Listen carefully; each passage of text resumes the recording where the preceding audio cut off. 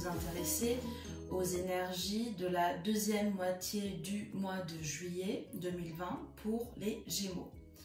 Alors les Gémeaux, j'ai demandé des cartes pour votre état d'esprit actuel, votre vie affective, ça peut concerner l'amour mais également les relations amicales, vos projets, surtout dans le domaine professionnel et puis pour le financier.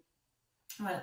Alors en ce qui concerne votre état d'esprit pour la deuxième moitié du mois de juillet 2020, il y a la carte de l'abondance qui est sortie. Donc une carte magnifique qui indique que vous êtes prêt à accueillir l'abondance dans votre vie. Après des moments difficiles dans votre vie amoureuse, souvent aussi dans votre vie professionnelle, dans le domaine financier, vous allez enfin cueillir les fruits de votre travail. Donc cette énergie est déjà en place depuis quelques temps. Et une deuxième carte le confirme. Donc, hop, vous êtes prêt à accueillir l'abondance. Récolte matérielle. Donc vous avez semé des graines dans le passé et bien entendu vous n'avez pas immédiatement vu le fruit de votre travail. Or à présent il est l'heure vraiment de la récolte, vous le méritez. Donc à présent est venu le temps de la récolte, vous êtes enfin ouvert à accueillir de nouvelles énergies, des énergies positives, puisque avant nous avons vu cela lors des semaines précédentes, souvent il y avait encore cette résistance. À présent vous êtes vraiment prêt à accueillir l'abondance, la prospérité, la nouveauté dans votre vie. En ce qui concerne vos relations affectives, donc cela peut concerner le domaine amoureux mais également amical. La première carte qui est sortie est celle-ci. Donc une carte intitulée Limite. Donc cette carte peut être interprétée de plusieurs manières. Donc la première chose, c'est qu'il y en a certains parmi vous qui sont en train d'apprendre à fixer des limites. Souvent dans notre vie, que ce soit amoureuse ou amicale, on souffre et on se dit que c'est la faute de l'autre. Donc on accuse l'autre de ne pas nous donner notre juste valeur, de ne pas nous traiter comme on le mérite, etc. Le problème c'est que en fait, il ne faudrait même pas qu'on se plaigne. Parce que si on permet à l'autre personne, la personne qui est en face de nous manquer de respect, de faire des choses avec lesquelles on n'est pas forcément en accord, mais on ne dit rien, c'est comme si on acceptait en fait. Donc, est-ce que, en quelque sorte, on n'est pas coupable?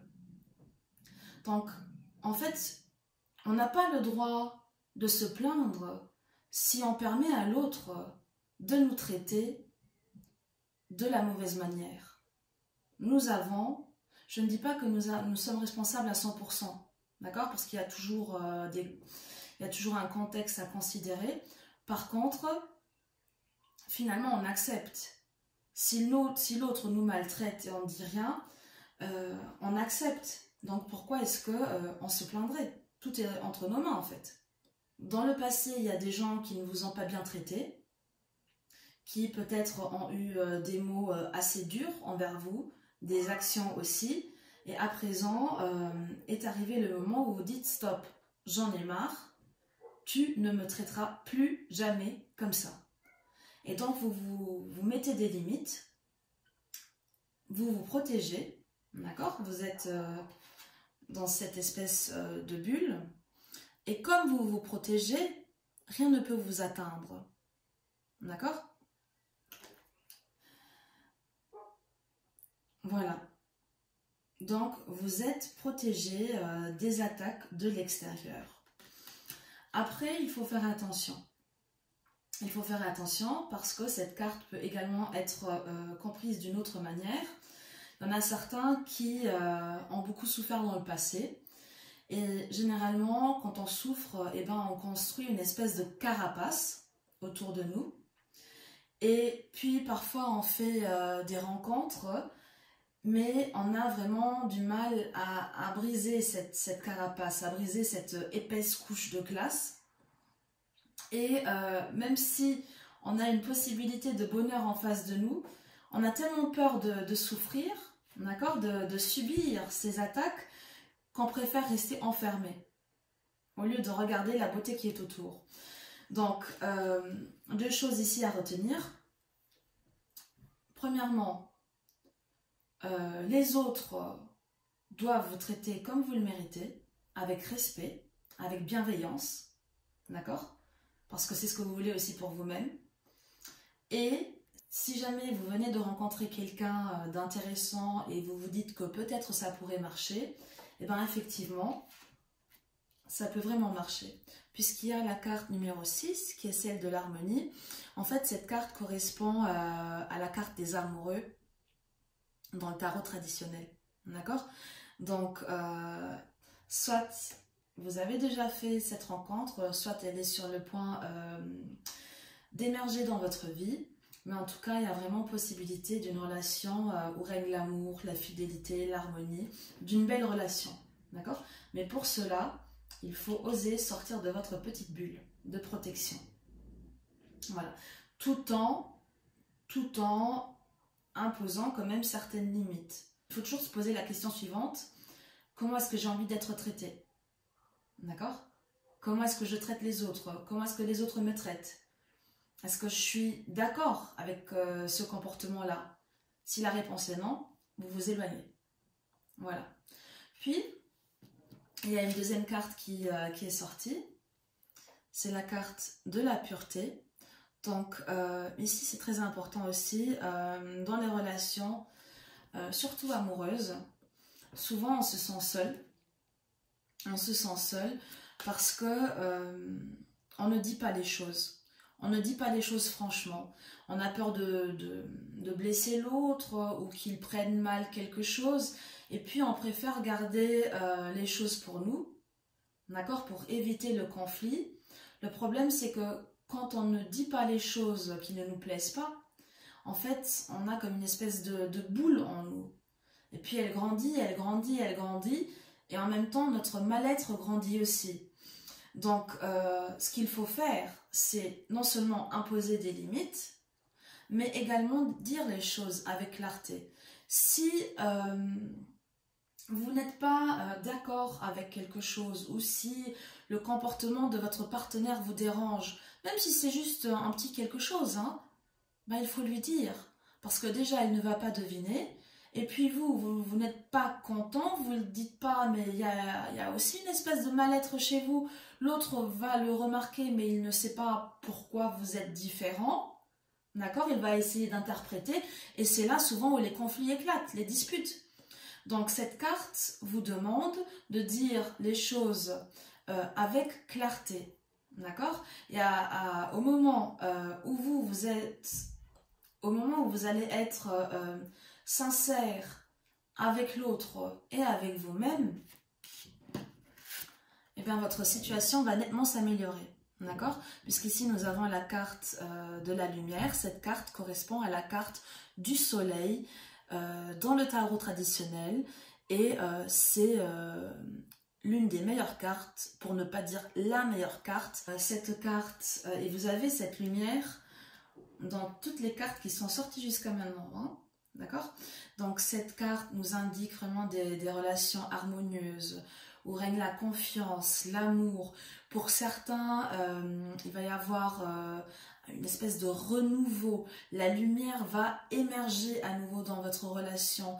Dans certains couples, ce sera un enfant, un mariage, des fiançailles. Vraiment, cette carte n'indique que des choses positives. Donc, deux choses encore une fois ici à retenir. Imposer des limites, d'accord, pour que vous soyez traité de la manière dont vous méritez et dites ce que vous avez sur le cœur. Libérez-vous de ce qui vous pèse et comme ça, il y aura la lumière, il y aura la prospérité dans votre vie amoureuse ou amicale. Voilà. Puis en ce qui concerne le domaine du travail, la première carte qui est sortie est la carte de la ténacité. Ce personnage porte un lourd fardeau sur son dos, mais il continue à avancer. Regardez, il a vraiment vécu des épreuves très difficiles. Ici, ça concerne vos projets, le domaine professionnel. Hein. Donc, ça veut dire que beaucoup de gens qui m'écoutent ont vécu des expériences vraiment difficiles au travail. Il y a eu des disputes, des désaccords, parfois la volonté de démissionner, de partir, de tout laisser tomber du jour au lendemain sans rendre de compte à personne. Ça a été difficile, stressant. Vraiment, à certains moments, vous aviez l'impression de ne plus réussir à respirer, de suffoquer. Vous aviez tout simplement envie d'autre chose. Vous avez tout simplement envie d'être heureux au travail. D'accord? Mais pourtant, vous continuez. Vous continuez. Pourquoi? Parce que y a beaucoup de gens, en fait, qui adorent leur travail. Même si ces derniers mois, ces dernières semaines, ça a été vraiment extrêmement difficile, vous êtes animé par une passion pour ce que vous faites. D'accord?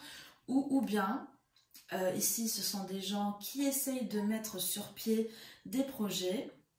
Et le cheminement pour mettre en place ces nouveaux projets a vraiment été très difficile.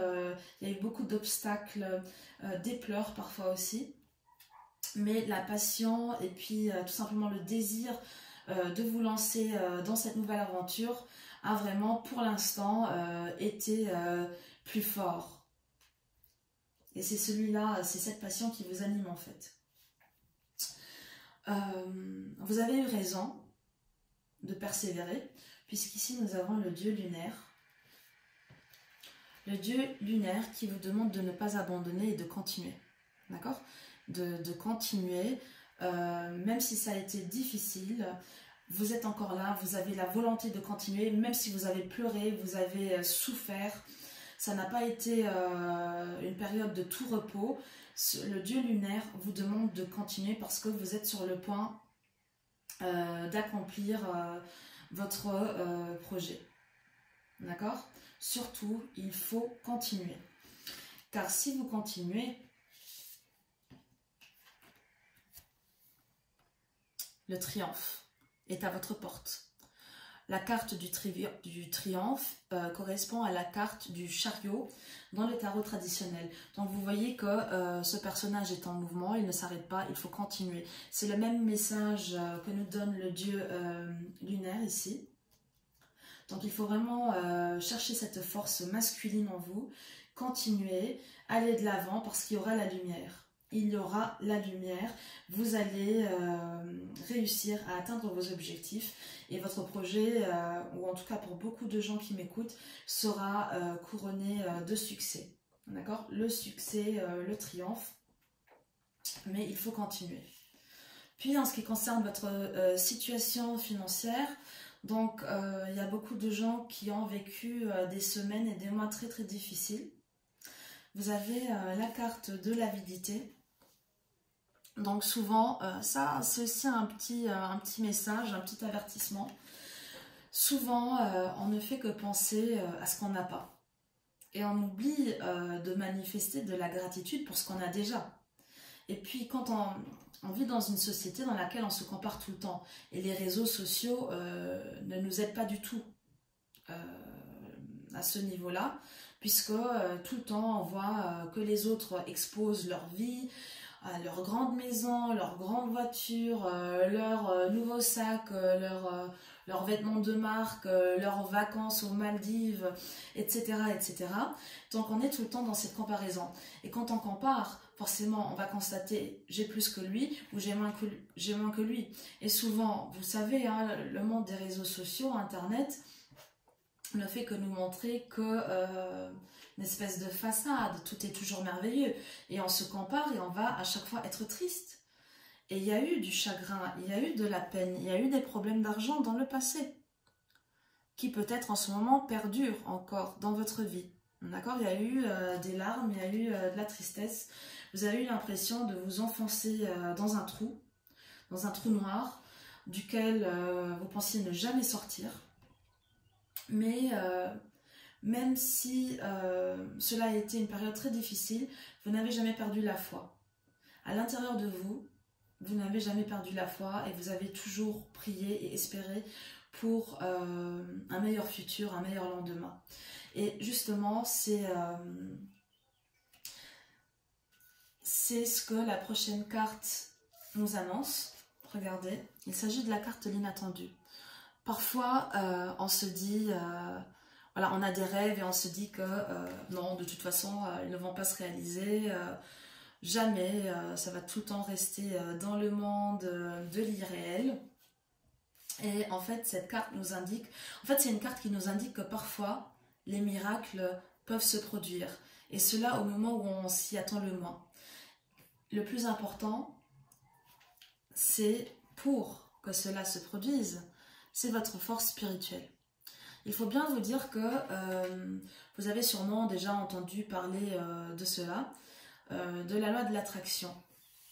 Donc imaginez un personnage, une personne qui tous les jours n'arrête pas de se plaindre, de se plaindre, de se plaindre. Je n'ai pas d'argent, je n'ai que des factures, j'ai des problèmes d'argent, je vais voir mon compte en banque, je suis dans le rouge, je dois payer le loyer, il y a la facture, je ne sais pas, du dentiste, il y a la facture de la commune, de l'électricité, des charges, tout. Et cette personne ne fait que se plaindre. Donc, le monde est fait d'énergie. Et à chaque fois qu'on se plaint, il y a une énergie négative qui émane de nous et on la projette en quelque sorte vers l'univers. L'univers va la recevoir et comme un effet de miroir, va nous renvoyer cette énergie, mais d'une manière plus puissante encore. D'accord? C'est pour ça que souvent, quand on se dit, voilà, il n'y a rien de pire qui peut m'arriver, et bim, il y a encore quelque chose de pire, parce qu'on n'arrête pas de se plaindre. Je sais que tout ça a l'air assez théorique, mais essayez, à chaque fois que vous avez une pensée négative, de penser à quelque chose de positif. Par exemple, voilà, il y a une facture qui arrive, je ne sais pas, 100 € pour l'électricité.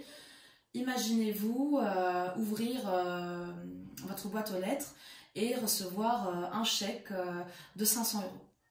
Imaginez la joie que vous allez ressentir. Je sais que ça a l'air assez factice, mais essayez d'avoir des réflexes comme ça. À chaque fois que vous avez quelque chose de négatif dans votre tête, ou par exemple par rapport à votre relation, tout de suite vous prenez le contre-pied et vous imaginez quelque chose de positif.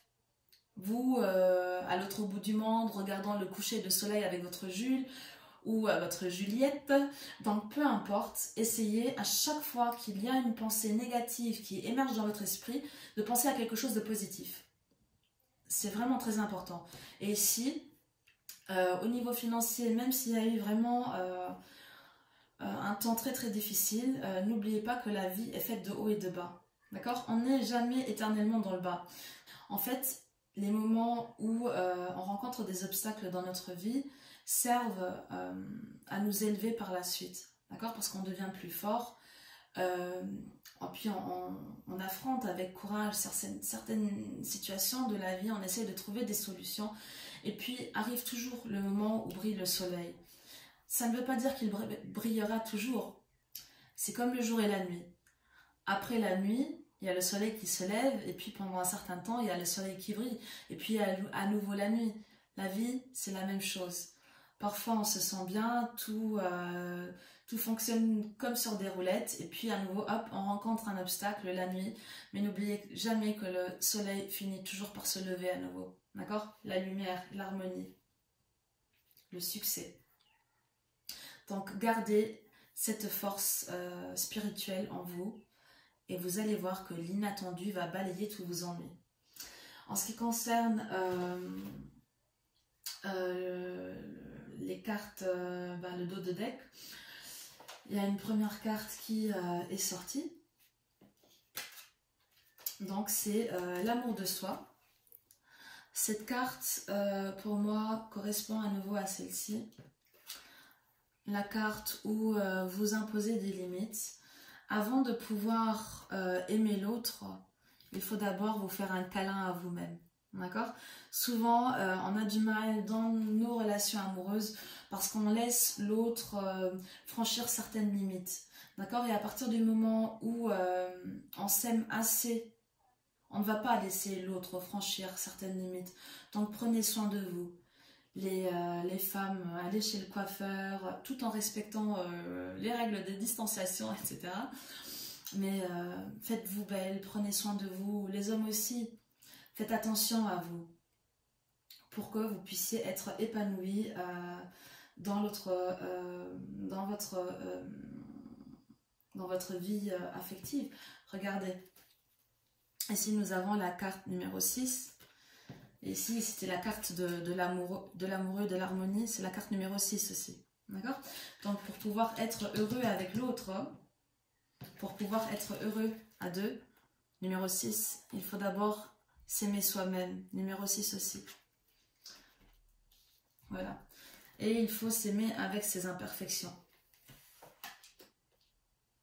Et puis, il y a la carte de la patience. Ah, les Gémeaux.